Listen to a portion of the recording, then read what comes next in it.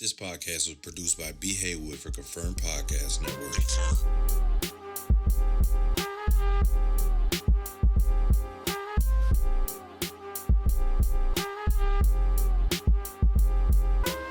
This is the Big and Lazy Podcast. Give us something good to eat. Give us something good to watch.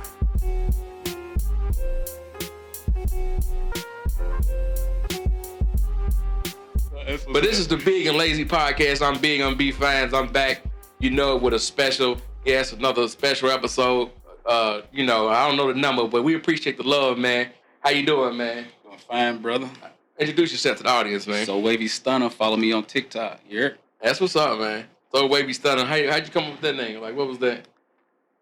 I don't know. I like Birdman. I like Cash Money Records. That's what we grew up on. So I like the stunner part of it. And then wavy, I just always see myself as wavy. Kind of like when I go out, I surf my own wave. I don't follow nobody. Kind of lead my situation. I surf my own wave. That's what's up. No lie, man.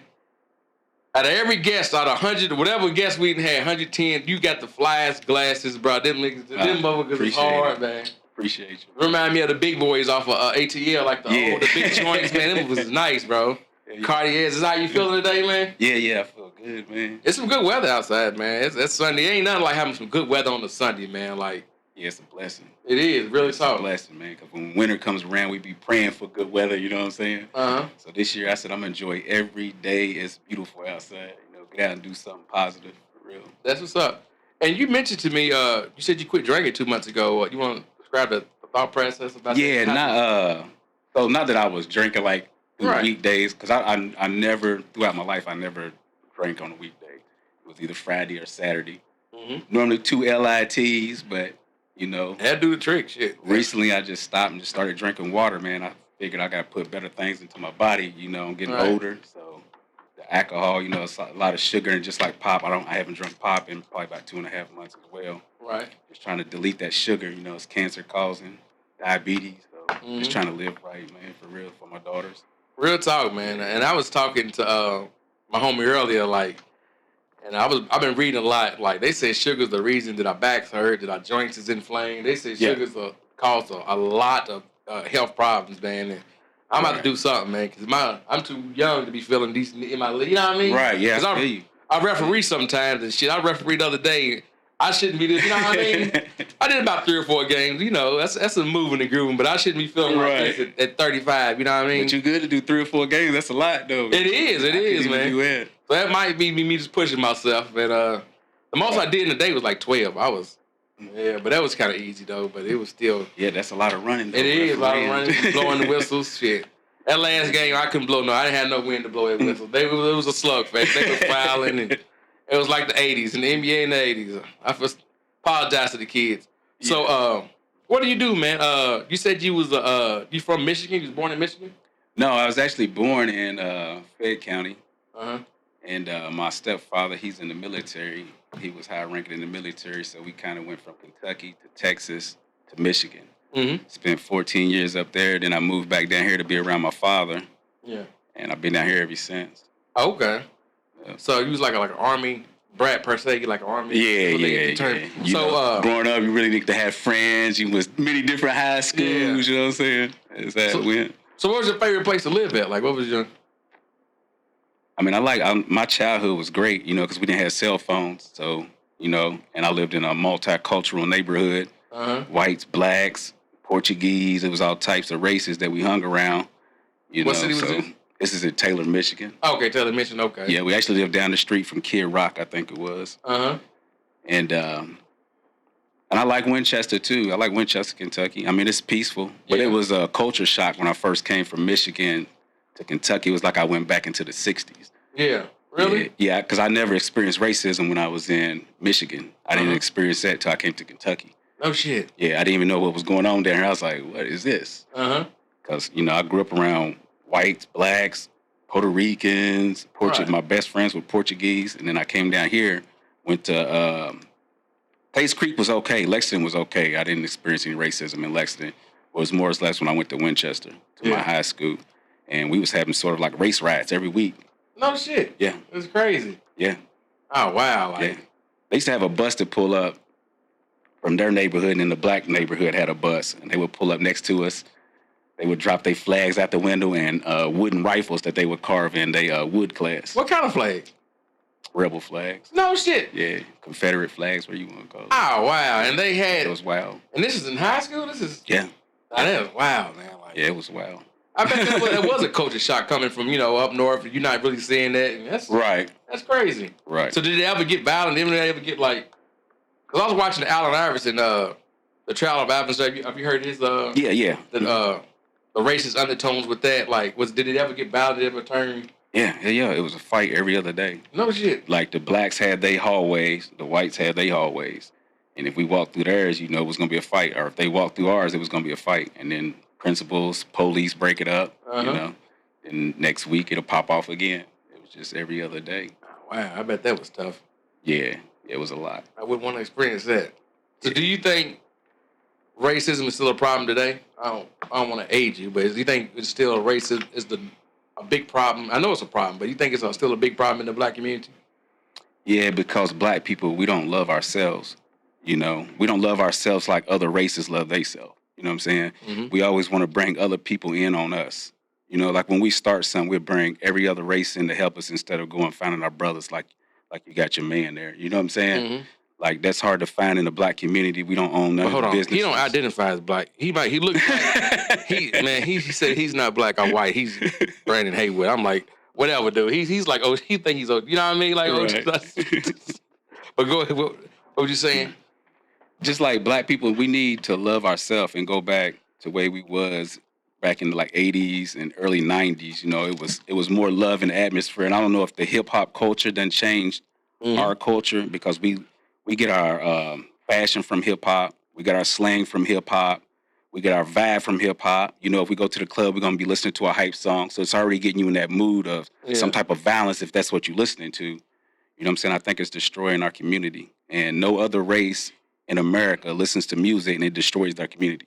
Exactly. I agree with you. Like, cause if you look at some of these rap concerts, it's full of people of different ethnicities, but I feel like, oh, you're not really living your raps. You're not really doing. It's entertainment, bro. Right? It's entertainment. Like, if we the only race, I can't listen to nobody that ain't really living their life. I'm like, bro, are you trying to hear some good music, or do you want to see somebody crash out? Right. Then insane people, they do some crash out. Oh, he's stupid. He had all that money, and he's so.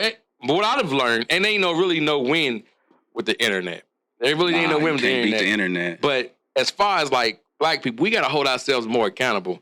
Right. Because these young guys is like, and some older guys, but these young YNs, like, they listen to this, I'm sliding, like, because you listen to some music, though. I'm a fan of all music. Right. But some music more than others. I'm not going to lie to you, but some of these are murder ballads. These are 3 or 4 minutes of just sliding, killing your fucking mama, fuck your great head off. Like, absolutely. So I don't know. Like, so would you say? So why do you think that is? Like, why do you think that is like a correlation? Because if you look at other communities, if you look at who they look up to, it ain't no goddamn rapper. It ain't no singer. It ain't no entrepreneur. It's the politicians, and lawyers. You know what I'm saying? It's the preachers, the pastors. And here we are following even our grown men in our community are following these young rappers. Mm-hmm. You know what I'm saying? This guy's 50 years old. He's talking about NBA YoungBoy. I'm like, why are you talking about this? This is a young kid you talking about, man. Like, we have to start being politicians.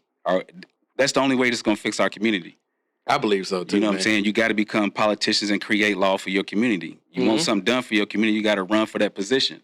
If you don't run for that position, you're going to be crying and begging your whole life. Oh, I want this. Why ain't we got this? Because you're not a politician.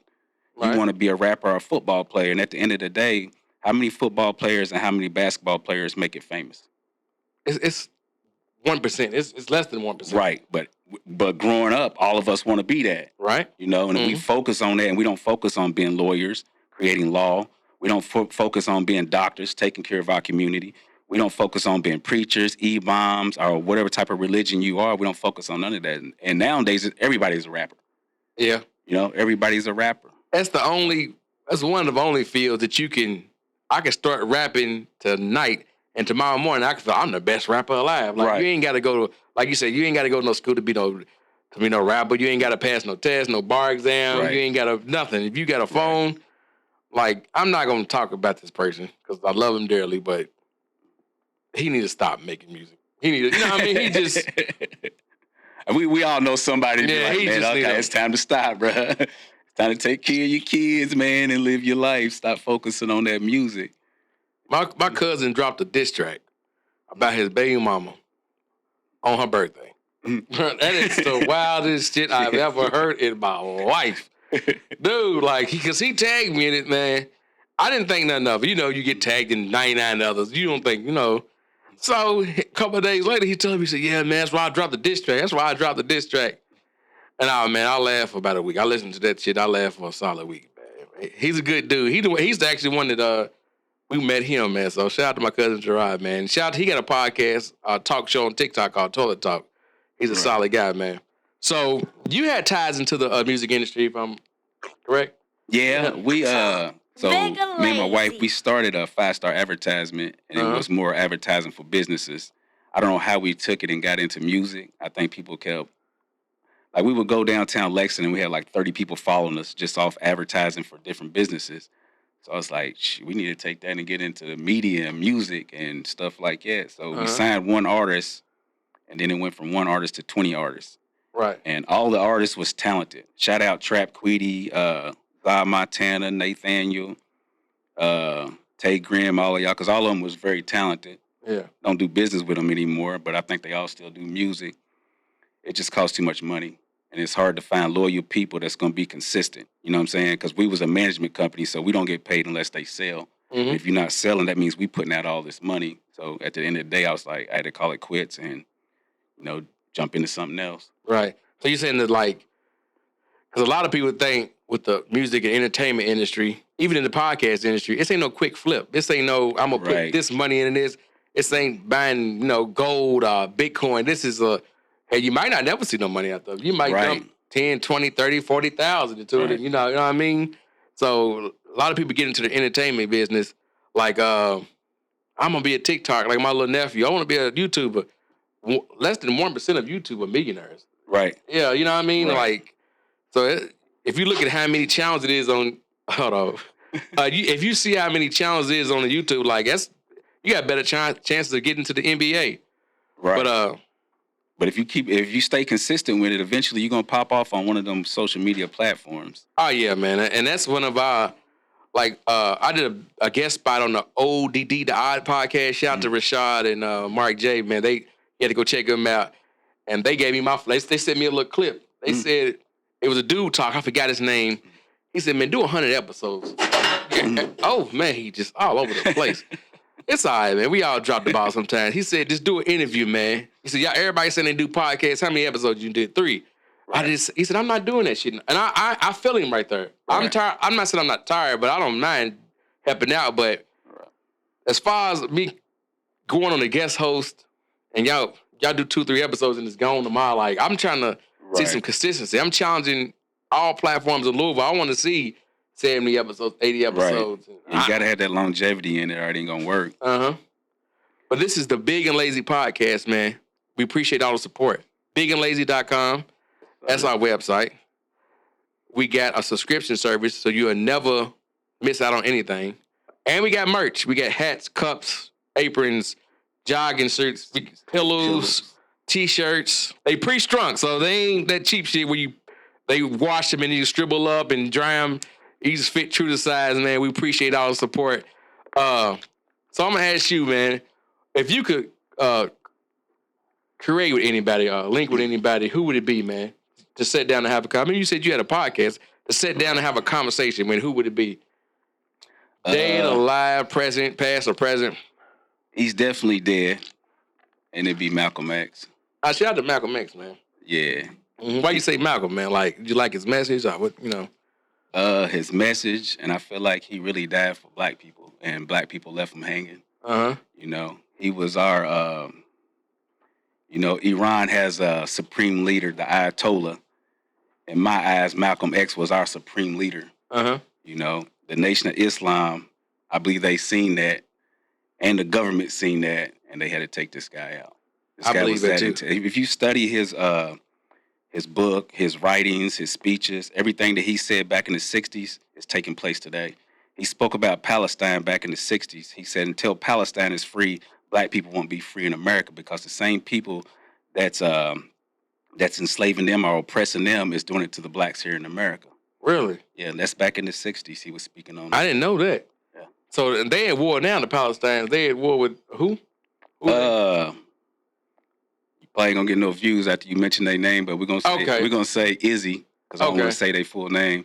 So I wouldn't call it a war because a war is between two militaries. Hamas is not a military, or the H group. We're gonna say the H group is not a military. Right. They're a political faction. They're armed, but they're not a military. You know, so I wouldn't say it's a war. I would call it an onslaught of brutality. Right. From our tax-paying dollars. You know, so every American has to look at the taxes you pay is going to commit a genocide over in Gaza. Oh, wow. So we're all a part of this going on, you know, so we will have to pay for this karma, this repercussion from God. You know, eventually it's going to happen to us because we're not all out in the streets trying to stop this from our government or whatever government's doing it. You know, you're talking about 15,000 kids gone. 15,000 kids. If that don't break your heart, I shed a tear. Since when? Like, what time frame is this? Like, October 7th. I think it's been going on, 2 years now? Maybe 2 years. So October 7th, about a year and a half ago. Okay. Yeah. Oh, wow. Yeah. That is But they've been oppressed since 1948. It was called the Nakba, I think it was, when, you know, I think Great Britain and America signed a treaty to give Palestine to the Jews. And they created a Jewish state, and then they oppressed all the Palestinians. So you got 2.5 million Palestinians in the size of Lexington, 2.5 million people. Oh, wow. And they're blocked in by a wall and then the sea. And they can't leave. If you go to the water, you go out too far in the water, pow, you're gone. Really? You go too long in that checkpoint, snipers. There was a guy, he done an interview on TikTok. He said he was a doctor, and they said, how do you know snipers are hitting them kids? He said, I know a sniper shot. He said, only a sniper can hit that same spot 3 times. And they was taking the adults, blowing their knees out to paralyze them from sniper towers. Really? Yeah, man, the atrocities that's going on in Gaza. Because I gotta, this is all news to me, because I try to keep my mind not so much as uncluttered, but some stuff you gotta dodge, man. You gotta dodge some punches. Like, I don't want to hear that negativity. I don't watch the news. My homies look at me. You don't watch, hell, I don't know, bro. The news is nothing but, they lead the story, man. Let's just say, I don't know. The news is, it's a TV show first. And negativity and negative stuff sells. They gonna lead the story with the baby getting killed. They gonna lead the story with drive-by shooting. They gonna lead the story of somebody robbing a pharmacy, 16 people dying in a fire. You know what I mean? They're not gonna lead the story with some good news. Oh, man goes on a date and finds the love of his life more at 6 o'clock. You're not coming back at 6 o'clock to watch that shit. You're talking about a niche right there. Nobody's ever done that. That's a niche to get into, what you're saying. Create good news so people feel inspired and positive, and it's great energy, you know. Real talk. No one's ever done that. And then, well, including here, but being lazy. But we trying to, that was our whole motivation. Like, we wanted positivity. You know, out of 105 guests or whatever we at now, who's counting? I think we at 106, but who's counting, though? You know, 100 weeks. Now I'm just fucking with you, but out of 100 weeks, we're going to have some messy. We're going to have some goofy stuff, but for the most part, we started this platform like we wanted some positive. It's so much negative. I'm not shy to matter. So many, you can go on Instagram, it's 3 or 4 negative super accounts just promote negativity. People fighting, people getting blown, you know what I mean?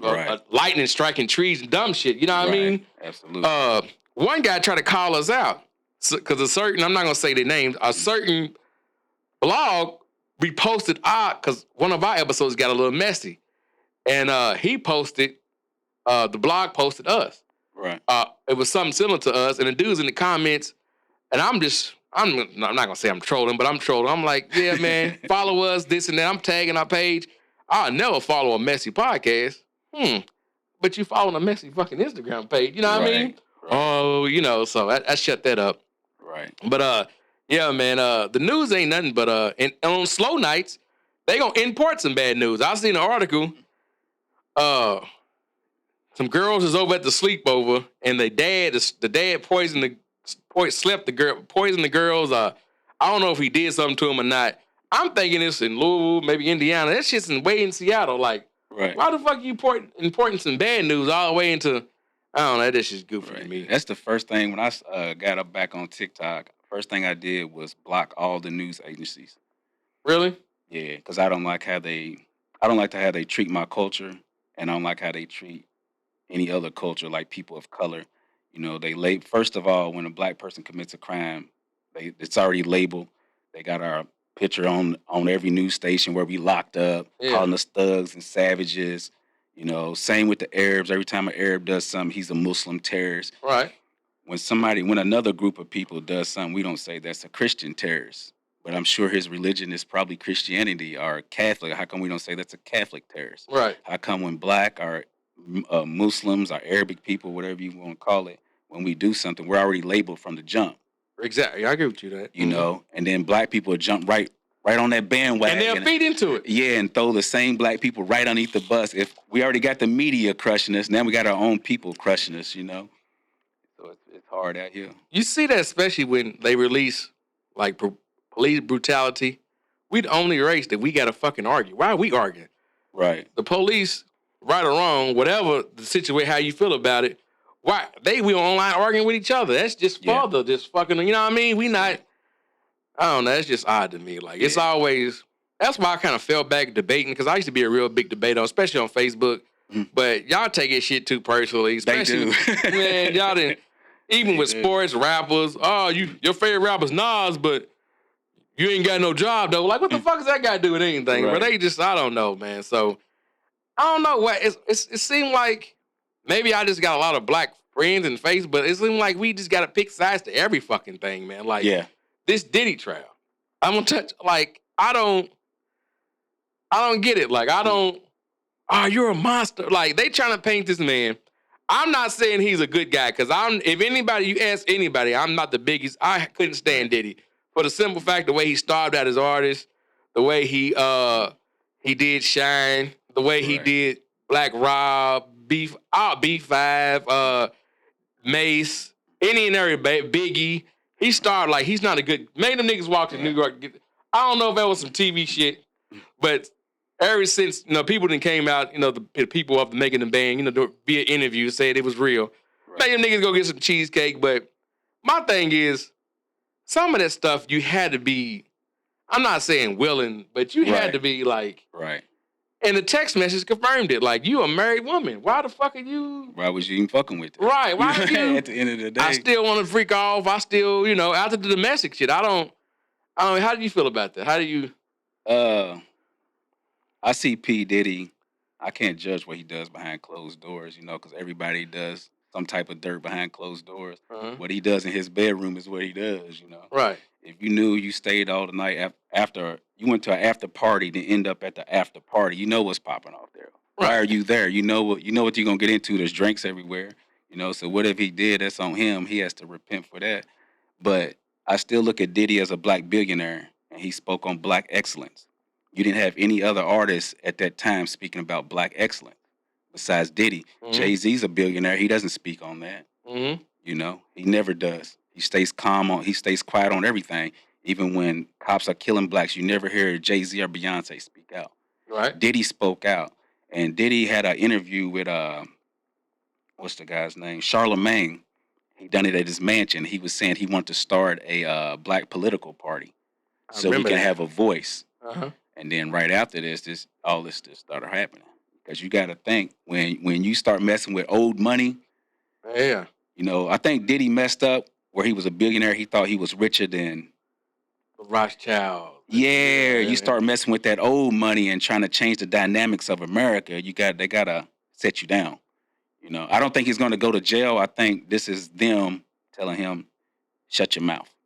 Right. Remember who you work for. Yeah, you don't run nothing. We run this. Same with Bill Cosby. Same with R. Kelly.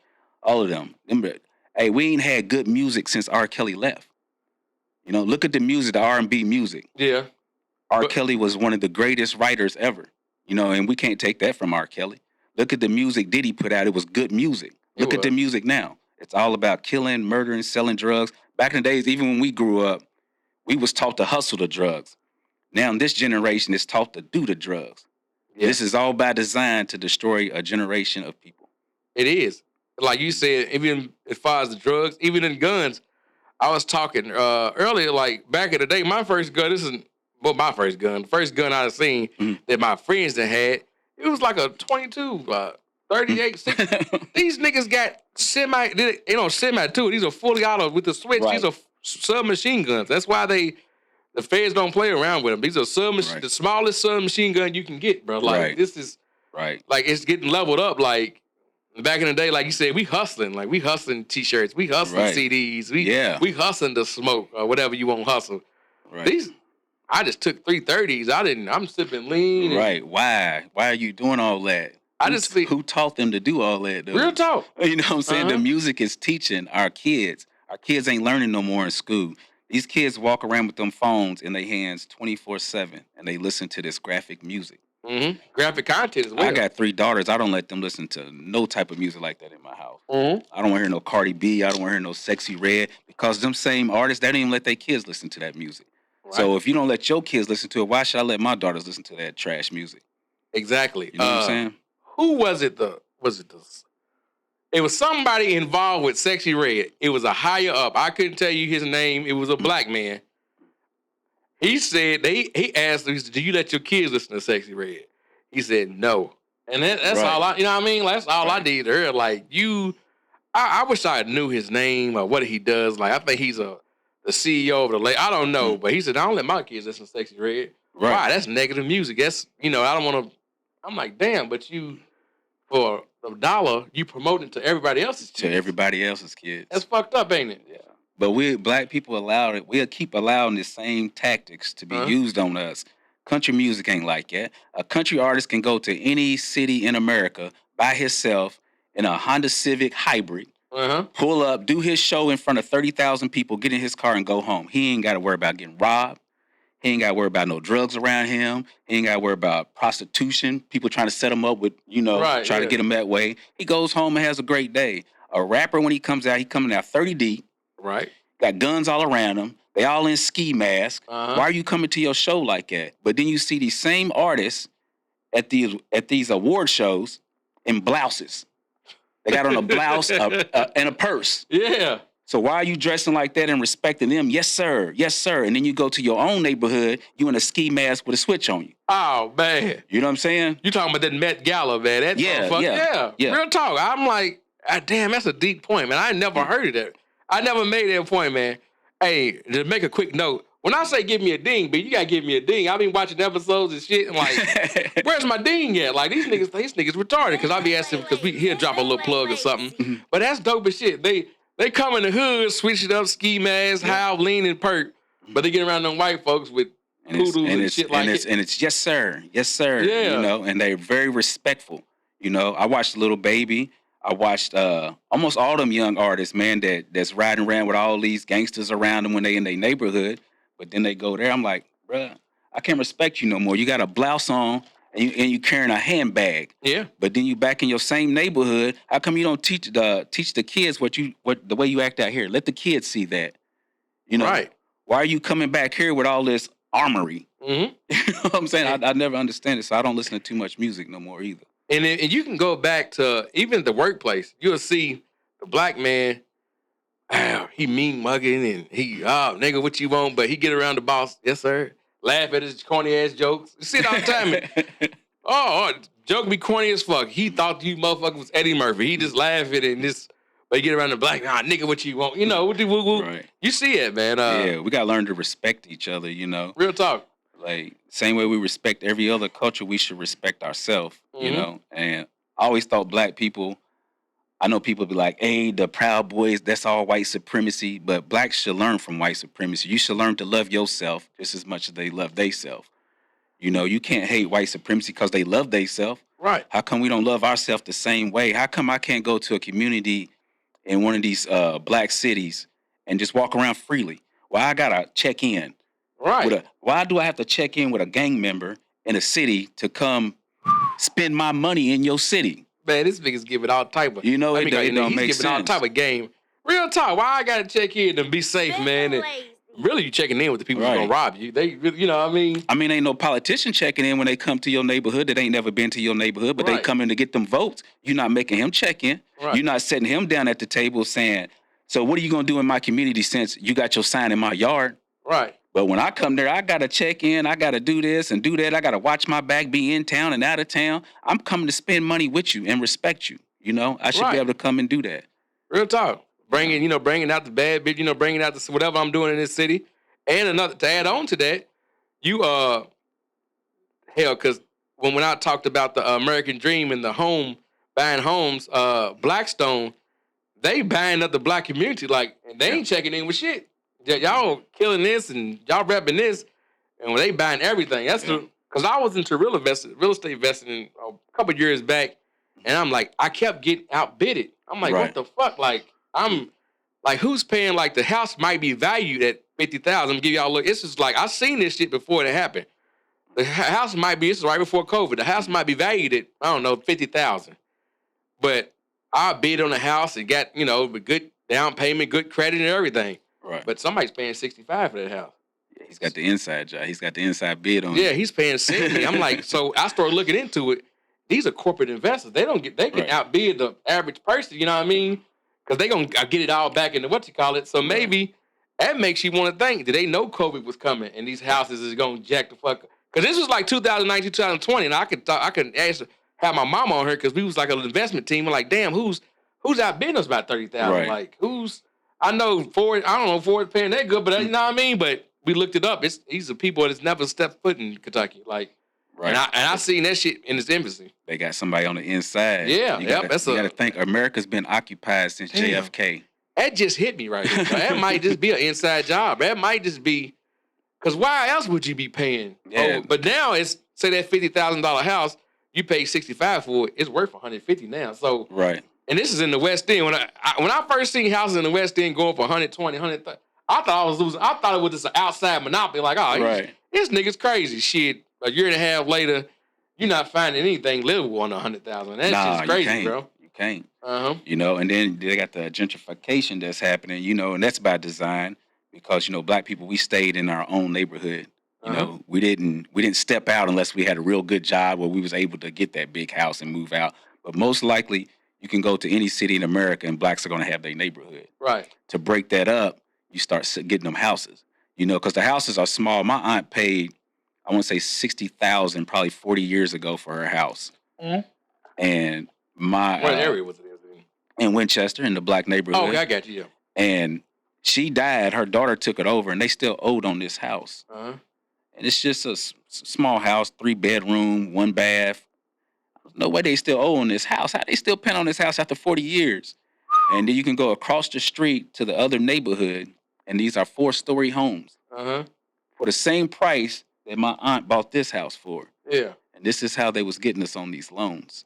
Oh, wow. And that goes back to where we're politically immature because it all goes back to politics. If you're not networking on the inside or you don't have nobody on the inside, you don't know about what the bank is doing to you. We got a bank down on the corner in the Black neighborhood in Winchester that came down there and ain't giving out no loans to Black people. But y'all allowed them to purchase a spot in your neighborhood. Right. Stuff like that. You have to know what's going on in your neighborhood. You have to be aware. Blacks have to come together, Hey, we need to clean up the way we talk. We need to clean up the way we dress. We need to clean up the way we look. We need to start respecting each other. Whites ain't going to respect us if we out here acting ignorant. Why would they? Most rich white people are about money and they family. And if they see you out here acting an ass, they like, nah, I can't invest in that. Right. I'm not going to invest my money in that. Let that neighborhood fall apart because I can't invest in that. Look at that. It's trash everywhere. We ain't going to go pick it up because we don't really care either. You know what I'm saying? And then you'll find that one person with a heart and like, I'm going to clean up my neighborhood. And he's out there doing it. And then somebody will kill him. I didn't mean to laugh about that, but it's just crazy. They trying to rob me. I told my homegirl that she when she first moved into her apartments, I said, I knew this place was ratchet. She said, how you know it's ratchet? I said, I seen the trash walking up. It was some fairly new apartments. They not 10 years old, 5 years old.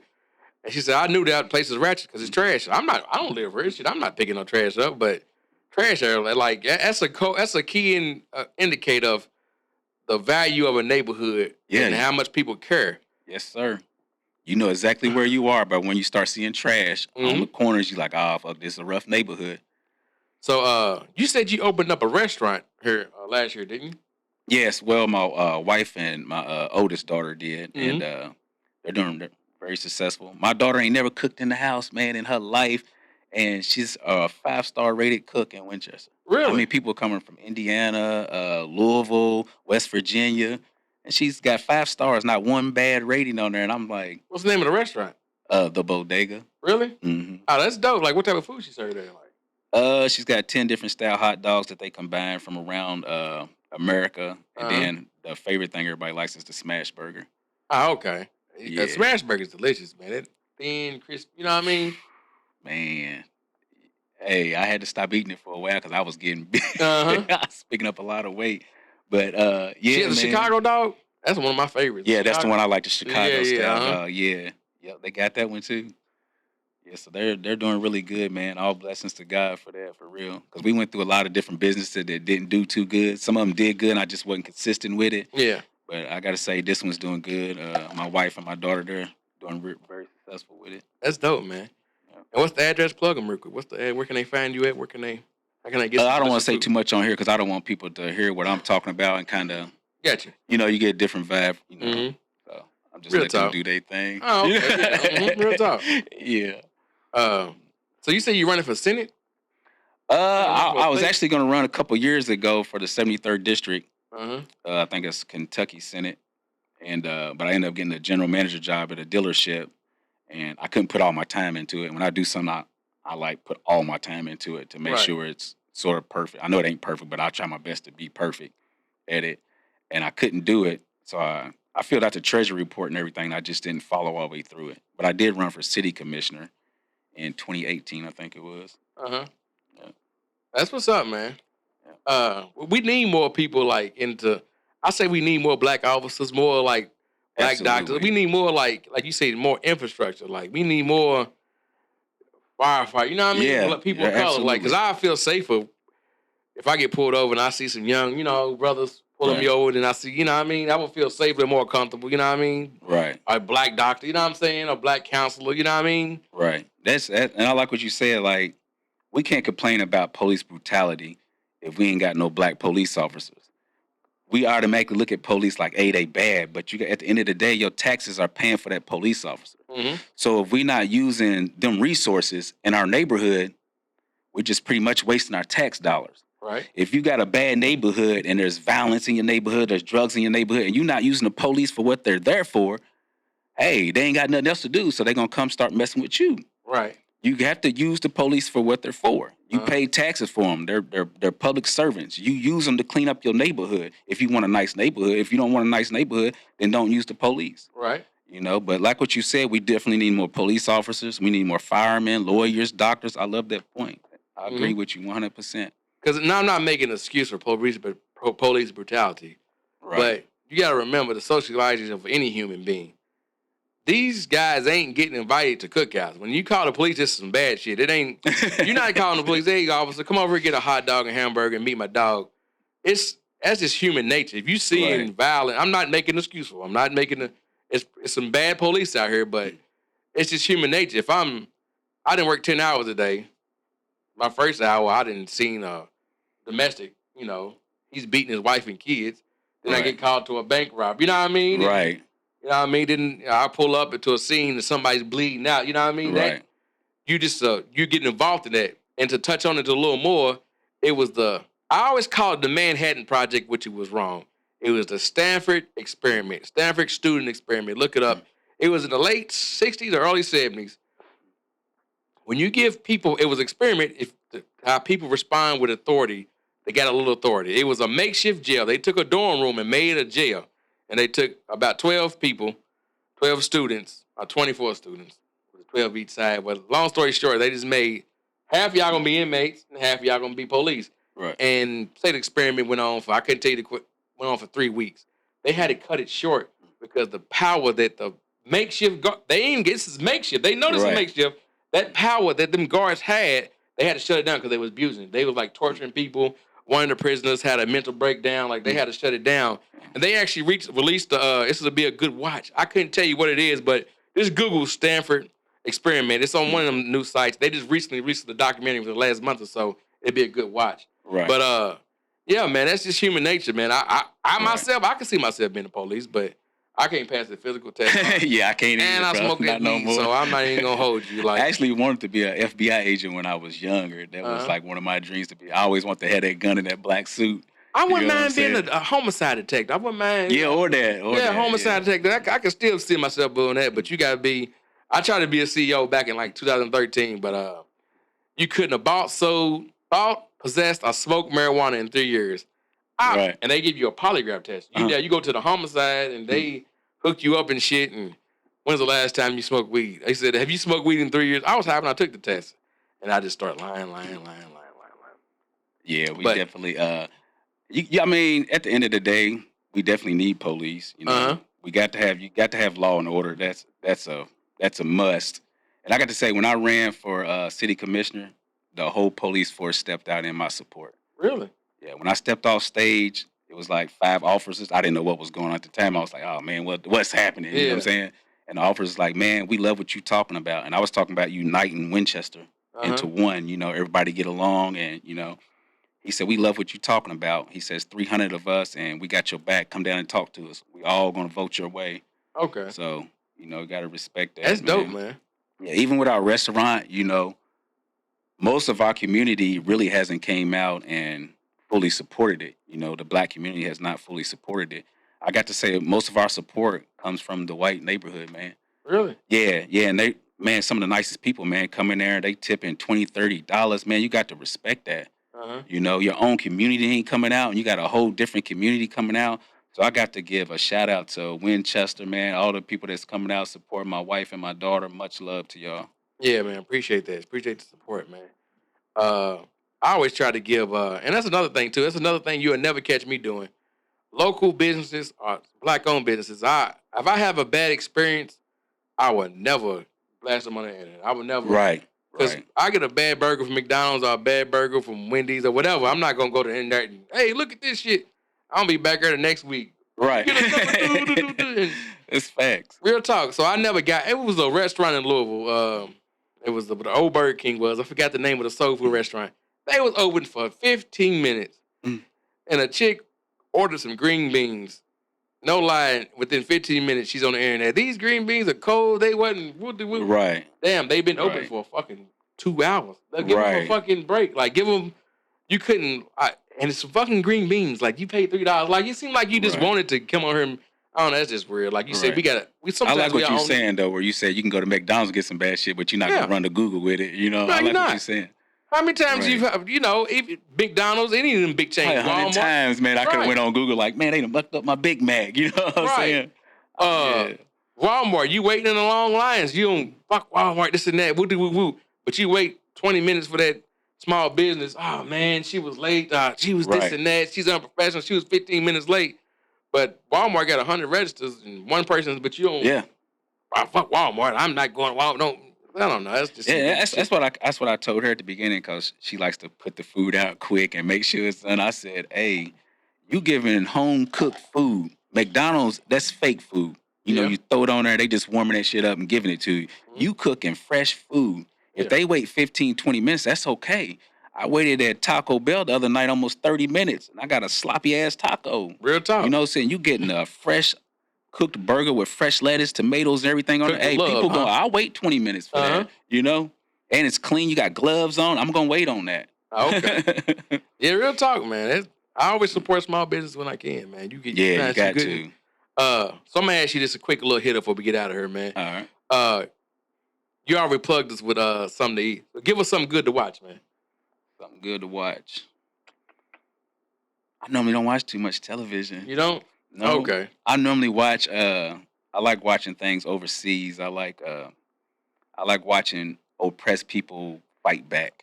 You know, I like watching the underdogs come together and succeed in something. Like I like Burkina Faso, the president Ibrahim Traoré. Have you researched him? I haven't. He's the new president of Burkina Faso.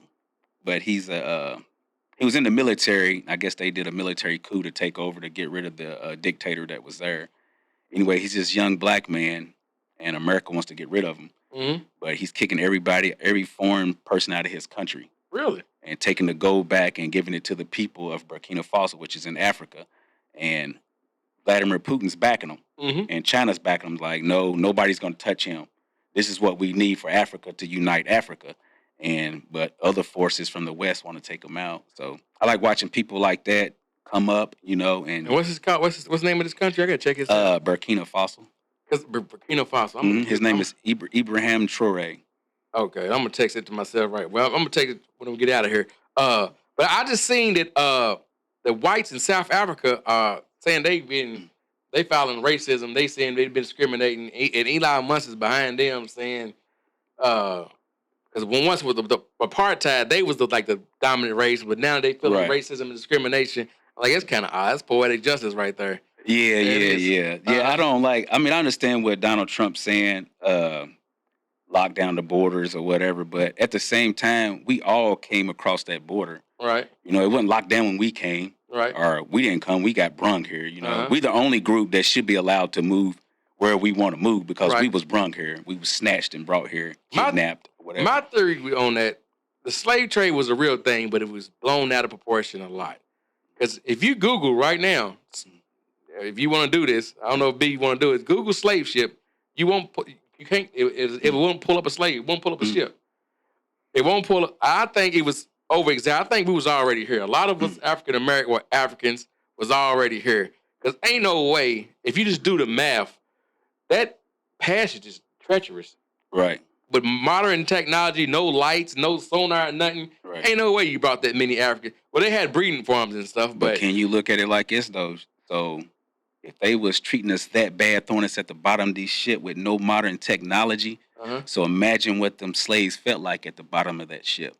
Right. No food, handcuffed with 100,000 people side by side, puke, feces, to come over here and thinking you're going to be free, and then you get enslaved for 20 years. You got to watch Google and the rest of these search engines, and because that's occupied by foreign countries, own that and run that. People that don't like us. So we can't research our history off Google. We have to research our history in books. That's why they're getting rid of books, to get rid of our history. You have to find your history in a book. You're not going to find it on Google because people control that, and they don't want us to know our history. Our history and our culture is not hip-hop music. Our culture is Egypt. We was kings and queens. Right. We respected our women. We respected our kids, and it was about family. What we have today, we've been trained and indoctrinated into this system.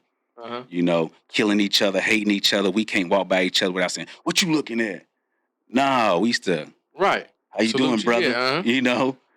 No lie, a person at work just pulled me to the side because we went to the class together. We was in the class, blackjack class together. But long story short, we always spoke when we seen her. So she quit speaking to me, how I'm attitude. So the first person I am, I'm like, "Are you okay? You good?" She said, "Yeah, man. I just don't like I just feel like you faking it." I'm like, "Faking what? That you always laughing and you positive and you got a smile on your face?" I'm like, "No, I'm not faking it. That's me. Like I'm happy. I'm happy to be alive. I'm happy to be. You know what I mean? I like being at work. Well, I ain't gonna say I like being at work, but make the most of it. It's a good, good job. And I don't know, it's just weird as fuck. Like I just think you putting on and you always talking to. I don't know, you fucking weird. Get some friends or something. Like that was just the weirdest shit ever. Like, all right, if you feel that way, if I'm faking it and I don't know, that shit was just odd. I can tell you got some good energy, man. I read people off their energy. I'm pretty good on reading people. Man. When I come through the door, me coming up to a spot like this, because I'm very secluded, I stepped in. As soon as I seen, I was like, "Oh, this dude's got good energy, bro. He's good. I appreciate He's that, a good vibe." I can tell. Normally, I'm taking my gun wherever I go, just so I can get back home to my kids, Real talk.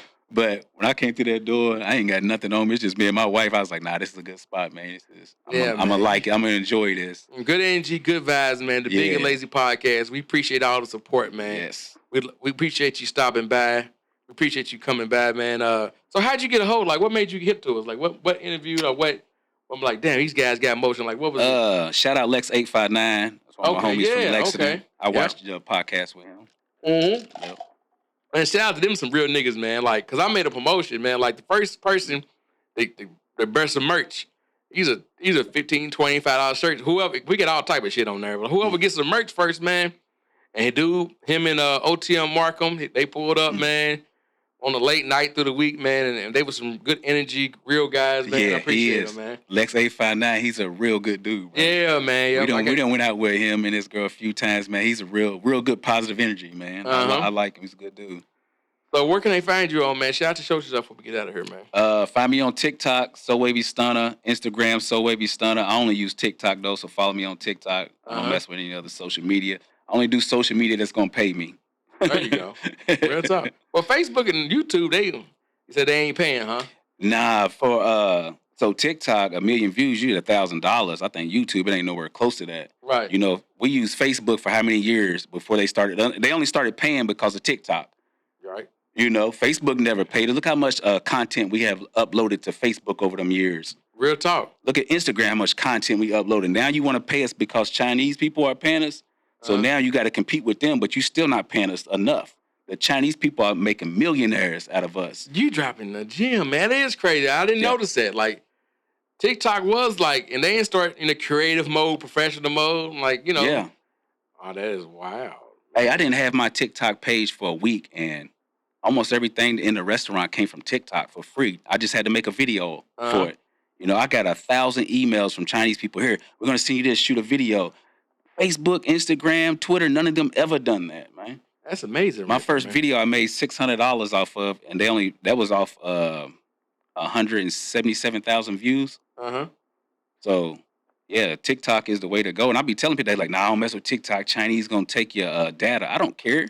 Right. I ain't no criminal. Right. Everybody in America has our data. You got Gmail. Yeah. That's my thing. That's another thing, too. People, oh, man, you got facial recognition on you. That's how you unlock your iPhone. You got a Gmail. They got everything they need, bro. Everything they need, they got already. I'm going to give y'all a little game, man. You go, I forgot the setting, but if you got Google Maps on your phone, you got a Gmail account, everywhere you go, you are being tracked. And you can go look.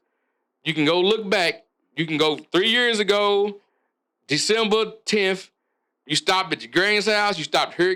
They got everything. It fucked my mind up. Yeah, you go facts. Real talk. Yeah. Oh man, I'm low key. You got a Gmail account. They know we're everywhere. And you ever been in a restaurant? Well, because I used to do like food reviews, so I would have the option. I'll pull up the Chili's. Boom. How was your Chili's? Did you like your whoop whoop whoop? Did you like? Huh? Yeah, they're listening. Yeah, that shit's crazy. Man. Like, so if you think you low key, man, they watching you, man. You can. 6 years ago, on a random Tuesday, you stopped at your nigga's house. You stopped at Shorty's to get some lunch. They got it. Man, we appreciate you stopping by, bud. Yes, sir, man. Bro, yes, sir. Nice to meet you. This podcast was produced by B. Haywood for Confirmed Podcast Network.